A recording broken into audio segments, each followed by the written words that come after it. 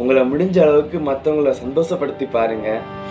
நம்ம சந்தோஷத்தை மற்றவங்க சந்தோஷப்பட்டு நம்ம பார்க்கறது ரொம்ப ரொம்ப நம்ம சந்தோஷமா இருக்கும்.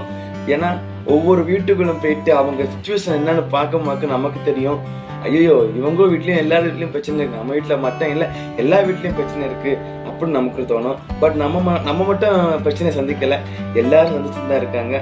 ஆனா என்ன, நம்ம ஸ்மைல் பண்ணிட்டு போயிட்டே இருக்கணும். ஏன்னா வாழ்க்கையில ஒரு முறை தான் வாழ்க்கை நமக்கு.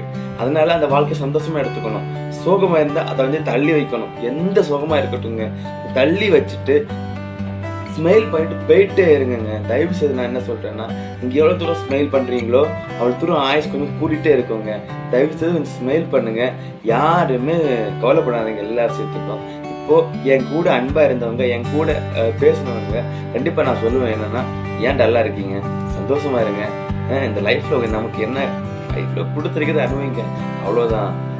அவங்க பேசல இவங்க பேசணும் ஃபீல் பண்ணாதீங்க. உன்னை பிடிச்சிருந்தா அவங்களே வந்து பேசுவாங்க. எந்த பிரச்சனையும் சரி கொஞ்சம் நீக்கி வச்சுட்டு சந்தோஷமா பேசுங்க, சந்தோஷமா விஷயத்த பேசுங்க, சிரிங்க, பேசுங்க, ஃப்ரெண்ட்ஸ் கூட ஜாலியா இருங்க. அப்புறம் உங்களுக்கு போர்டுக்குதா ஸ்டோரி படிங்க. இப்போ யாருமே படிக்கிறதுல ஸ்டோரி படிங்க, மூவி பாருங்க. எது உங்களுக்கு ஹாப்பினஸ் கொடுக்குதோ அதை பார்த்து சந்தோஷப்படுங்க. யாருக்காக சண்டையும் போக வேண்டாம், யாருக்கும் பேசவும் வேண்டாம், ஜாலியா இருங்க.